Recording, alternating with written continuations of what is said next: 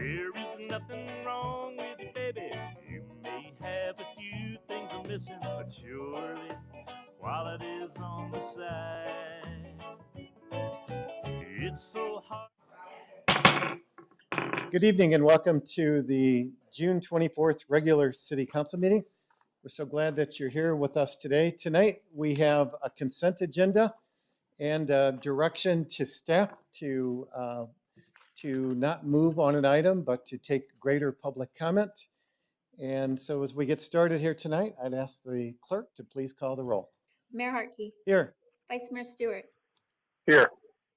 Councilmember Harris. Here. Councilmember Lopez. Here. Councilmember Rowe. Here. Councilmember Ellis. Here. Councilmember Orlando. Here. We have a quorum. Thank you, City Clerk.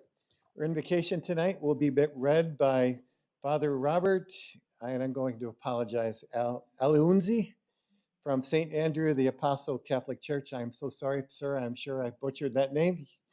And our Pledge of Allegiance will be led by Councilmember Matt Orlando. Father.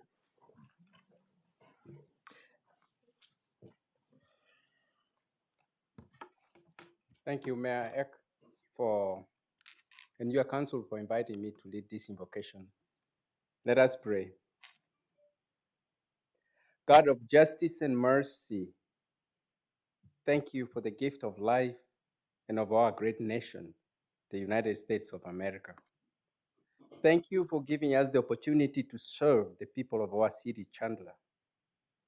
In these times of uncertainty and stress due to the pandemic, do not abandon us, but pour out your Spirit upon us so that its power becomes our power, its peace, our peace, and its justice, our justice. Make us good servants of all those we serve, and inspire us to speak the truth with respect, but without shame.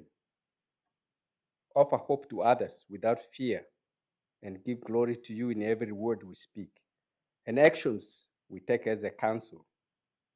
Help us to act with character and conviction. Help us to listen with understanding and goodwill. Help us to speak with charity and restraint. Give us a spirit of service. Remind us that we are stewards of your authority. Guide us to be the leaders your people need and deserve. Help us see the humanity and dignity of those who disagree with us, and to treat all persons, no matter how weak or poor, with the reverence your creation deserves. And finally, Father, renew us with the strength of your presence and the joy of helping to build a community worthy of the human person. We ask this as your sons and daughters, always confident in your goodness and love. Amen. Amen. Please join me I pledge allegiance to the flag of the United States of America and to the republic for which it stands, one nation, under God, indivisible, with liberty and justice for all.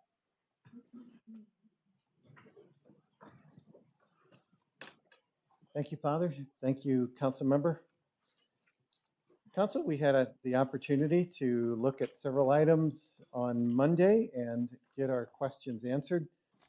At this point, unless there's no further questions, there are no cards on the consent items. What would be appropriate would be a motion, I believe. Mayor, I'm sorry. Councilmember Rowe. Thank you, Mayor. I'd like to make a motion to pass the consent agenda items number 1 through 35 for this regular city council meeting for Thursday, June 24th. That's my motion. Mayor. Motion? Second. Second by Councilmember Ellis. All right, Council. Mayor, we have Councilmember Orlando. Sorry, Mayor, we have a last minute item here from staff. We need to include this, I'm assuming, in our motion, number 1 and number 2. What are we doing here, staff? Item number 7.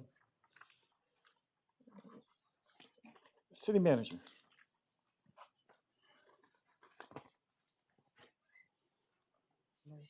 Oh, the conditions. Yeah. Mr. Mayor, Councilman Orlando, are you referring to the additional condition that's been added? Yeah, Mr. Mayor, Councilmember Orlando, this condition has been added to clarify the intent of the project and to ensure that it does not significantly change from what you have been shown as part of the site plan. So this is an additional condition to the preliminary development plan to clarify and hopefully preserve the intent of the project as proposed, with the option to send it back to City Council should there be a request for a change in the future. If you'd like some additional details, I can certainly have our Development Services Department come forward and provide additional information. Yeah, this is a major project. I'd like to get a couple more minutes here, Mayor, with your indulgence, council. I think it's important we get a little more detail what's going on here. It's last So minute. council members specifically to address this amendment? Yes. Okay. Sure. Can have our Development Services Director, Derek Horn, come forward to answer your questions on this item.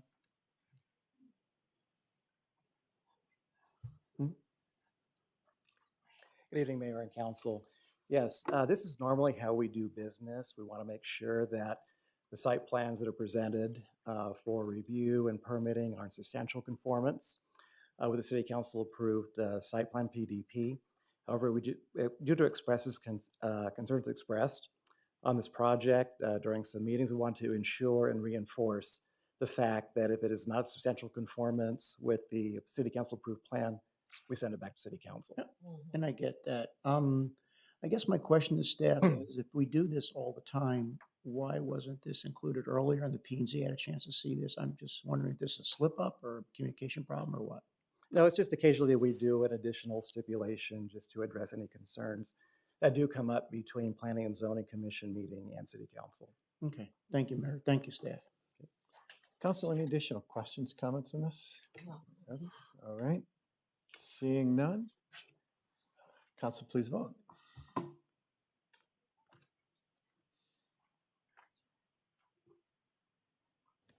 Vice Mayor Stewart. Stewart votes aye. Motion carries unanimously That's already entered. with the condition With as the stated. That's not already entered. Okay. All right. Thank you. Council, I put one item on here. My intention was to capture the fact on item number 36 that we had asked for a non-discrimination resolution that was brought forth and presented. And the intention of this is to simply go to the city manager and say, rather than have us vote on this, fold in conversation related to this into, and any other actions that council might desire into the study, which we're going to be engaging in with the new year.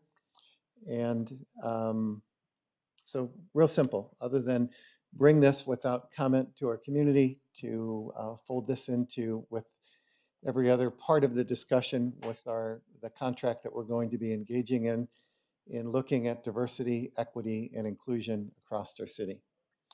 I do have 2 speaker cards on this. And again, there's no vote tonight. We're just deferring the whole action so that we can get a lot of public speaker comment. But since 2 people filled out a speaker card, you certainly have the opportunity to come.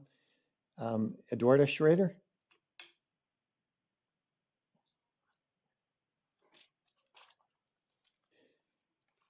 Eduardo, it'll be a green light that turns on there. And when it turns yellow, you have 30 seconds left. And when it turns red, please wrap up your comments. Thank you. If you could give your name and address for the record. Hi, my name is Eduardo Schroeder, and I live at 3480 West Ross Drive. And I am here to speak about the non-discrimination ordinance. I am doing this for my child and the countless others, especially those who are disowned by their families. Often in conversations with council, one issue comes up, which is, show me proof that there's discrimination happening in the city of Chandler. And I wanted to just touch on a few very subtle items. Minority communities often experience microaggressions all the time.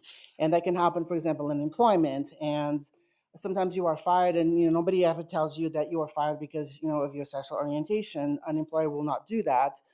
If that happens and as an individual, you might want to consider, do I go public with this? Because if you do, then you are at risk of being outed, and you can possibly suffer further discrimination and may not even be able to be eligible for promotions or career enhancements. Uh, it's a very risky kind of a thing, you know. I mean, anybody in the community understands that that is kind of, you know, a difficult decision to make. In the area of healthcare, LGBT youth, especially those who are disowned by their families, they often live in poverty and experience lots of hardship. If they can afford, for example, healthcare, they have to think about, will it provide the care that I need? It's gender affirming care, and it's a term that you probably need to, like, if you don't understand it, you know, for sure there's ways for you to like go learn about it. It's very important. Then there is the lack of providers that are trained to care for people who are from the LGBT community, especially trans youth or trans individuals. They can be also denied care if they do qualify for or can afford health insurance. So as a parent, as a person, I really don't believe that there is absolutely no reason whatsoever based on religion, ideology, politics, why you would not vote for an ordinance.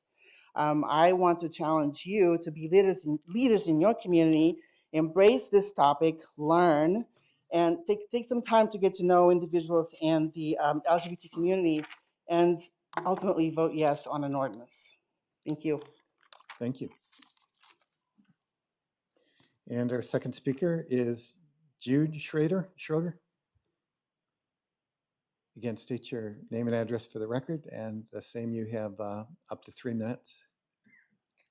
My name is Jude Schroeder, and my address is 3480 West Ross Drive in Chandler. I am bisexual and transgender, and I was born and raised here. So Chandler is what I've known for my whole life. But for my whole life, there hasn't been any sort of protections for people like me. And that's something that I think about almost every day. If you are not part of the LGBT community, or if you're not part of a marginalized group, you might not understand that my safety, my well-being, just me living my daily life it's more difficult without a non-discrimination ordinance or some sort of protection. And when I think about where I want to live in the future, or where I will be, spending my life moving forward, that this is something that is of the utmost importance to me. Is the city that I'm going to live in, that I'm going to work in, going to have a protection for people like me?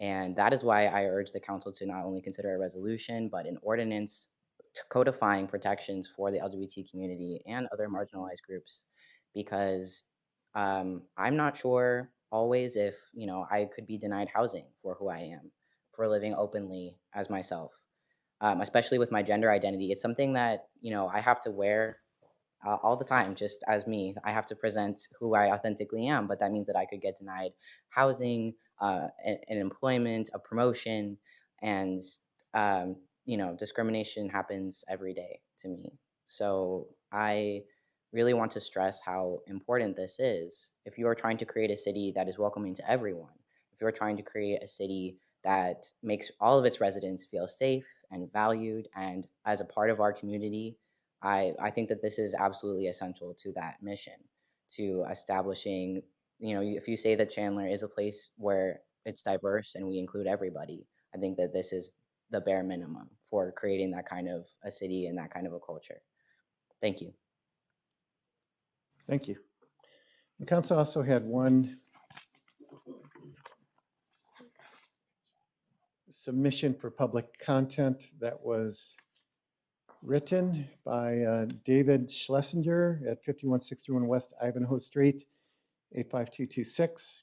He says, greetings. Regarding anti-discrimination policies or practices, Chandler is considered one of the best ordered and amongst the most desirable municipalities in the valley.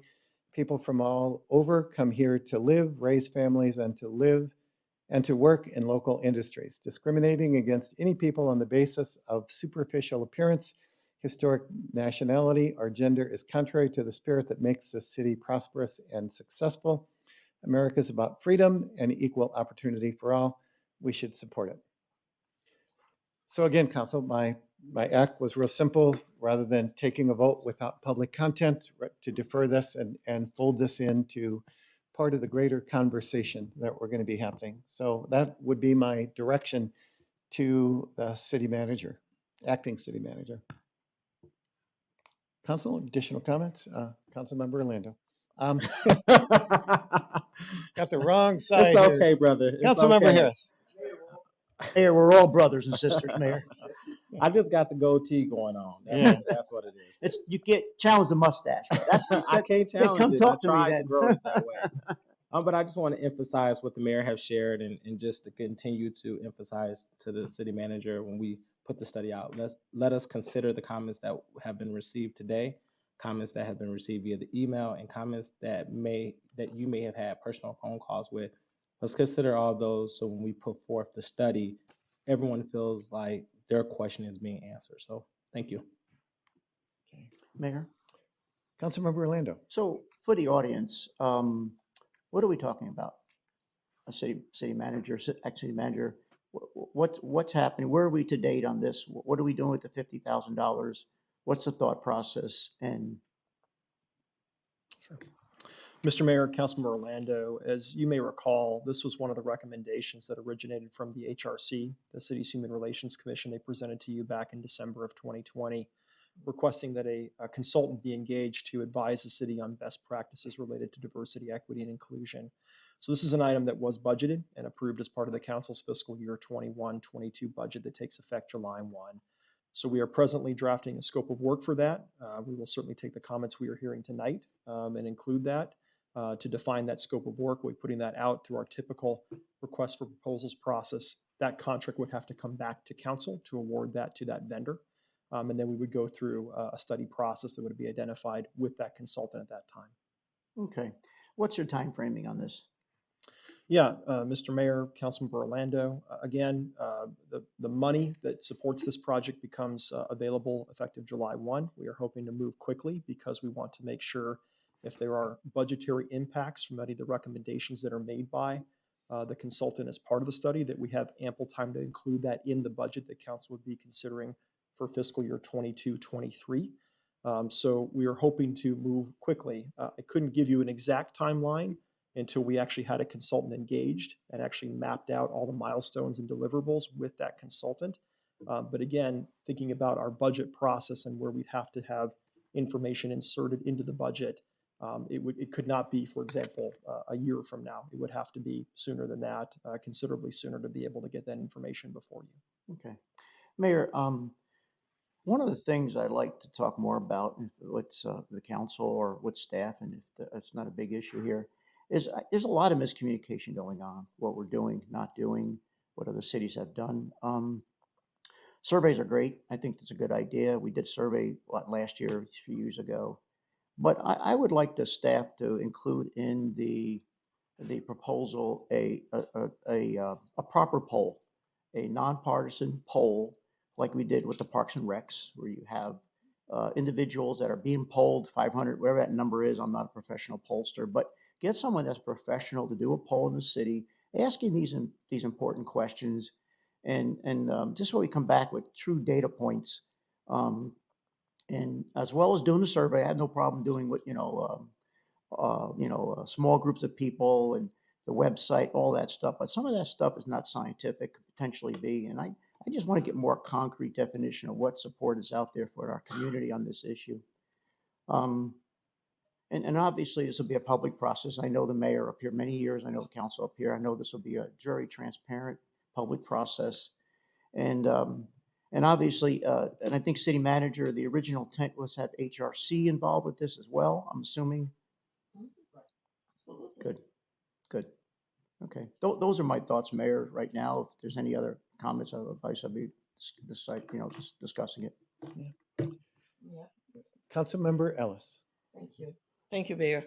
As our Councilmember Orlando stated, that's the point that I wanted to make to our standing manager at this time, is the transparency, making sure that, from day one, I made it very clear to council where my heart was about this issue, and that we needed to make sure that we took it back to the people of Chandler and let them, because they live here, as we heard it tonight. This is where they live, this is where they play, this is where they work. And so it's important for them to be part of a process of understanding what that's going to mean to their lives when we start making ordinances and things that are going to change. Another thing that I wanted to piggyback on what you just said is the fact that we want to make sure that the survey or how we're going to do it reflect the population. It's not coming across just a segment of the population is being only asked about this issue, but it goes at large. Just like we run to represent everybody else in Chandler, we need it to be at large for everyone in Chandler that we represent. There's a fair amount of people here tonight that will agree with me that at this time it has to go to the people, 270,000 people versus 7 of us making a decision. I think we need to make sure HRC recommendation to us is upheld, and that we make sure that we call the people of Chandler to rise up to this occasion and truly show who they are when it comes to inclusion, diversity, and equality. Thank you, Mayor. I got a final comment.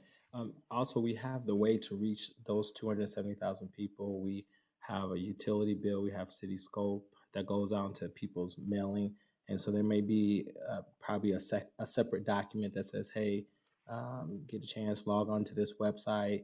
We want more feedback about these diversity, equity, inclusion, and how that impacts you in your daily life.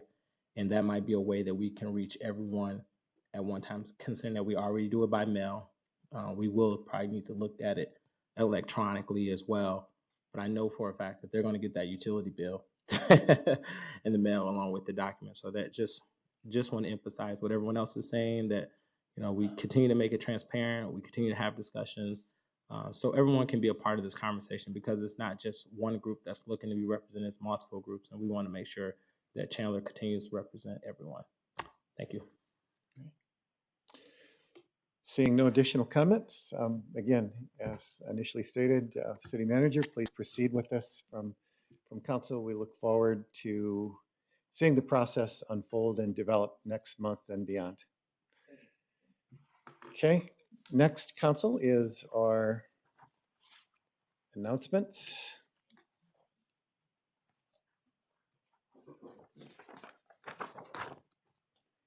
Current events. I have the privilege of starting. I do want to highlight that we have approved 5 employment contracts for appointed positions tonight. Our city magistrates, Patrick Gand and Alexa Noel, our city attorney, Kelly Schwab, our city clerk, Dana DeLong, and our brand new presiding city magistrate, Alicia Skupin. So we want to thank you all for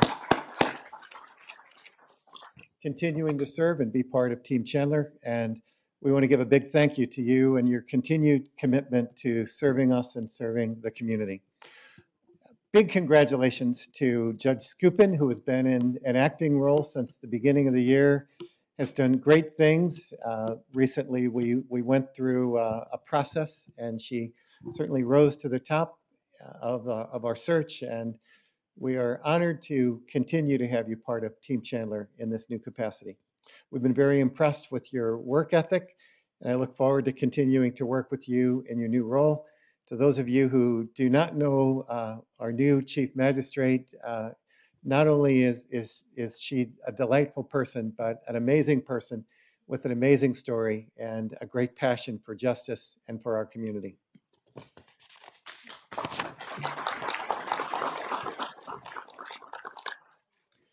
Next, we've all got something coming in front of us, 4th of July. I hope it looks like perhaps more of us will be staying in the valley since the forests are shut down. And please join me in continuing to pray for rain across our state. But I hope you will consider joining us for Red, White, and Boom on July 4th, our fireworks spectacular. We're going to be having a drive-in style event held at Tumbleweed Park. Registration is required, so be sure to go to our website to get your parking pass early. We're doing this specifically to make sure that our Chandler residents have the most opportunity to engage and participate. It's not that we don't love our neighbors, that in fact we're told to do that, love your neighbors. But if they're not doing a fireworks thing, they can figure that out on their own. The drive-in style event will be held at Tumbleweed Park, as I mentioned. And while you are out celebrating, please be safe. Make sure you follow the rules in your own home and with the use of fireworks. I do have a story from a couple years ago. We did a fountain event for firework fountains at our church, and one of our zealous participants decided to clean up, and he threw them in the dumpster a little too early. And so our biggest firework was 6-foot flames shooting out of the dumpster, and seeing several of us push this dumpster. I was not going to call you, Tom. Was not going to call you, but pushing this to where we could hose it down and take care of it was it made for a great climax of fireworks at the end there. So more information about fireworks can be found on our Chandler Fires website, and we hope and wish that all of you have a fun, safe, and memorable holiday. Councilmember Harris. Thank you, Mayor. Thank you, Mayor. Again, congratulations to Judge Scoopin out there in the audience. She's waving. Did you stand up? Stand up so everyone can see your face, so y'all know who your city judge is. And if history stands correct, is she the first Latino woman to serve as a city judge for the city of Chandler? Someone? The chief magistrate? Is she the first Latino? Maybe? I don't know. We got to get our that's a question for Director Judy. Yeah. All right. Anyways. I do know that since we had hired her already as a magistrate, she wasn't. Okay. Right. I got it. That makes sense. All right. Well, if you guys did not come out last week to all Chandler Juneteenth events, you simply missed it. That's what we say in church. You missed it. So last weekend we celebrated Juneteenth here in Chandler, and I was so amazed by the great turnout at the events throughout the weekend. And I wanted to thank all the local organizations and city staff that worked together to make this weekend so memorable, and specifically to those who were a part of the Culture Music in the Park. Hey, who went to that?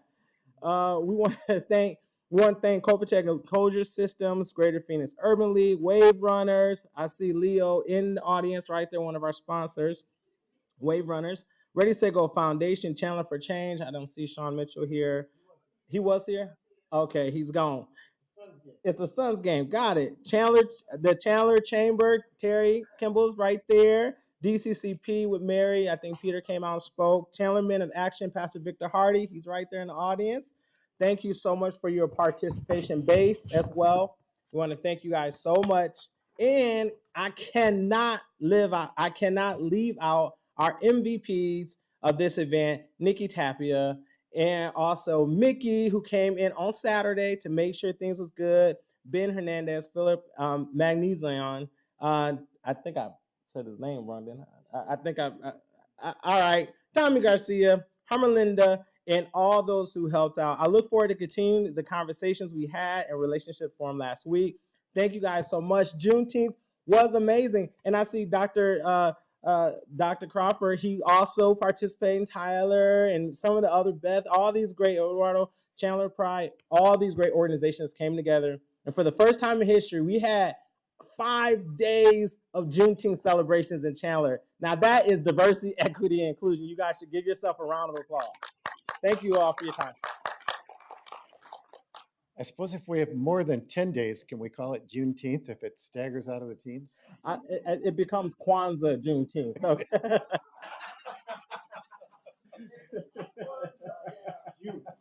June. Go ahead. Is my turn now? Yeah. Oh, sorry. I didn't. Councilmember Lopez. Didn't know if it was still going. So, just congratulations, Judge Scoopin. It's great, Kelly and Dana. Thanks for sticking around. I'll look forward to sticking around.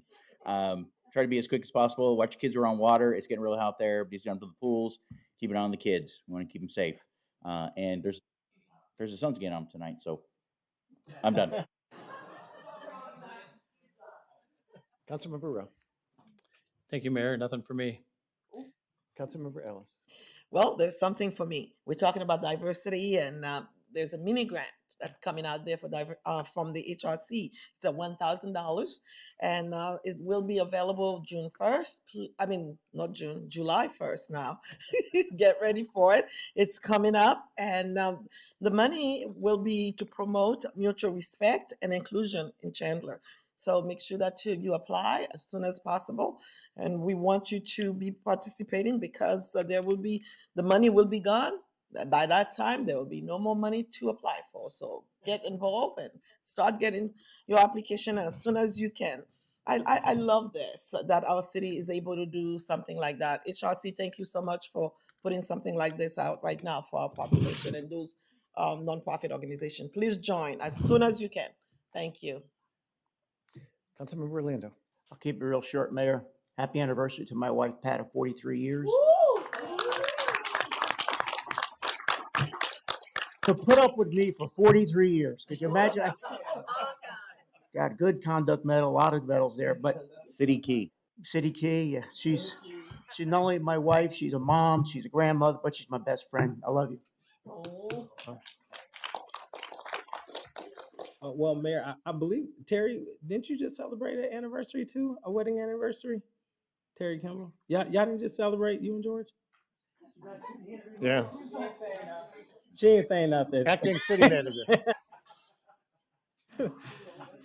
Thank you, Mayor and Council. I wouldn't dare keep you from the Suns game, so all I can say is go Suns.